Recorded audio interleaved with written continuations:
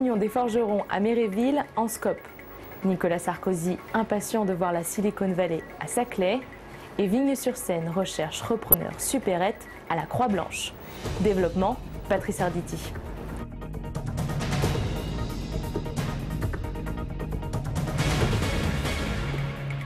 Bonsoir, redonner l'envie d'acheter français, c'est le vœu pieux signé François Bayrou, qui a d'ailleurs confirmé aujourd'hui sa candidature à l'élection présidentielle. Reste à savoir quels sont les produits français, quel est leur coût par rapport aux autres et où débute le protectionnisme. Une équipe est allée demander les avis de quelques Essonniens. Pourquoi pas, mais bon, moi je consomme français comme étranger, comme tout, donc faut laisser la chance à tout le monde, je pense. Alors moi je trouve que c'est une très bonne idée, je suis tout à fait d'accord avec lui, parce que c'est en consommant français qu'on pourra retrouver le plein emploi en France, et non pas en allant chercher en Chine. Dans l'esprit c'est bien, dans la réalité je ne sais pas si ça sera suivi d'effet. Pour une unique raison, c'est que je pense que les produits français sont quand même assez chers. Vu la période où nous sommes aujourd'hui, je trouve pas ça très intelligent, quoi. Il n'y a pas de consommer français ou consommer autre chose. Enfin moi ça me dérange pas de consommer espagnol ou consommer italien, quoi. Sur le principe c'est une bonne idée, est-ce qu'on a les moyens de le faire? Peut-être plutôt se concentrer sur des produits européens, de l'Union européenne. C'est normal qu'on consomme français parce que déjà on est en France, ça fera marcher l'économie. Ça ne veut pas dire grand-chose. Ce qu'il faudrait plutôt faire, c'est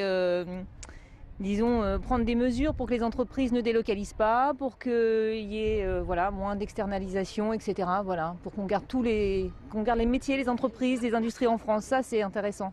Sinon, acheter français, oui, déjà on achète ce qu'on peut.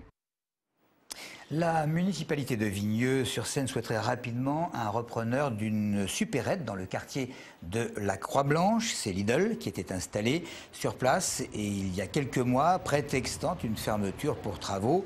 Ses responsables n'ont jamais rouvert l'établissement. Un petit supermarché qui manque évidemment cruellement aux quelques 9000 habitants de la cité. Il faut savoir que Lidl avait subi un hold-up il y a quelques mois. J'étais étonnée de voir que c'était fermé. Et je me posais des questions, comment les gens allaient faire. Il n'y a que le Lidl et si on veut faire les courses, on est obligé d'aller à Auchan. Sinon, là, la Franprix, donc Franprix c'est un peu cher, donc c'est un peu, voilà quoi. Dans une cité comme celle-là, je pense que finalement, un magasin de ce genre serait utile, mais j'ai appris que Lidl a fermé, j'étais pas là, j'étais en vacances, que Lidl a fermé comme ça. Sans que, les gens de Vigneux soient au courant. Et j'ai vu que le maire finalement pense faire quelque chose pour permettre aux personnes âgées, aux personnes n'ayant pas de voiture aussi, de se déplacer. On parle énormément du plateau de Saclay depuis quelques temps et c'est lors de l'inauguration d'un site parisien de Google que le président de la République a rappelé à quel point il comptait sur Saclay et sur son devenir, bien sûr. Sur la base de l'autonomie des universités, on va essayer de faire notre Silicon Valley sur le plateau de Saclay. Je vous le dis très, très franchement, c'est le modèle qu'on copie. Alors, Saclay, j'en entends parler depuis 35 ans. Ça n'avait pas avancé d'un demi-millimètre. D'abord, il y avait une soixantaine de mairies, il fallait mettre d'accord tout le monde. Il n'y avait pas de cinéma, pas de bus, pas de métro. Enfin. Alors voilà, il a fallu qu'on s'y mette un petit peu. On a fait une loi et on a dit, là, ici, il y aura le principal centre de recherche d'Europe. Et on a pris des écoles, des universités, on les a fait monter sur le plateau et on a demandé à des grandes entreprises d'aller s'installer sur le plateau. En France, c'est comme ça, c'est un peu centralisé. Bon, il faut un peu... Comme la volonté n'est pas également répartie, il faut un peu qu'il y ait quelques-uns qui s'y mettent pour débloquer les choses. Et j'espère qu'à partir de ce moment-là, on va pouvoir créer une Silicon Valley européenne sur le plateau de Saclay, en faisant venir les transports en commun. Le chantier a démarré. Il y aura quelque chose comme 20 000 chercheurs. De la prison avec sursis et une amende à l'encontre de Philippe Brun, le maire d'Étiolles, qui comparaissait devant un tribunal correctionnel pour fraude et abus de biens sociaux dans le cadre de ses activités professionnelles. On passe à la Chambre de commerce et d'industrie de l'Essonne et l'Union régionale des sociétés coopératives du département qui signe en ce moment même un partenariat pour contribuer à l'émergence de projets innovants, à contribuer à la constitution d'un tissu économique évidemment solide en Essonne.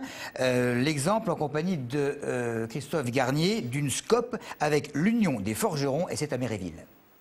Dernière forge d'Île-de-France, l'Union des forgerons est aussi une société coopérative et participative depuis sa création en 1912. Elle avait été constituée par des maréchaux ferrants qui voyaient leurs entreprises paralysées par les grèves et qui décidèrent de créer leur propre structure. Aujourd'hui, la société compte 74 salariés et réalise un chiffre d'affaires de 24 millions d'euros.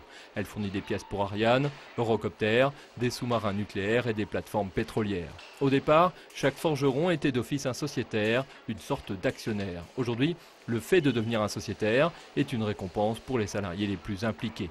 Chaque sociétaire dispose d'une part égale et le PDG ne dispose que d'une seule part. Il ne peut décider seul d'un investissement de 360 000 euros par exemple que si cet achat n'engage pas l'avenir de l'entreprise. Mais chaque salarié est intéressé aux bénéfices et peut ainsi toucher l'équivalent de 3 à 5 mois à la fin des meilleures années, une manière de remettre l'homme au centre de l'activité économique. La philosophie des SCOP est de dire, lorsqu'une société fait du bénéfice, il est normal que le personnel ait le fruit de ses bénéfices, puisque ça représente le fruit de leur travail. Ne travaillant pas pour des actionnaires lointains et anonymes, mais pour des collègues qu'ils connaissent et qui ont investi parfois jusqu'à 18 300 euros dans la société, les salariés consentent des sacrifices, comme une baisse de salaire, les mauvaises années.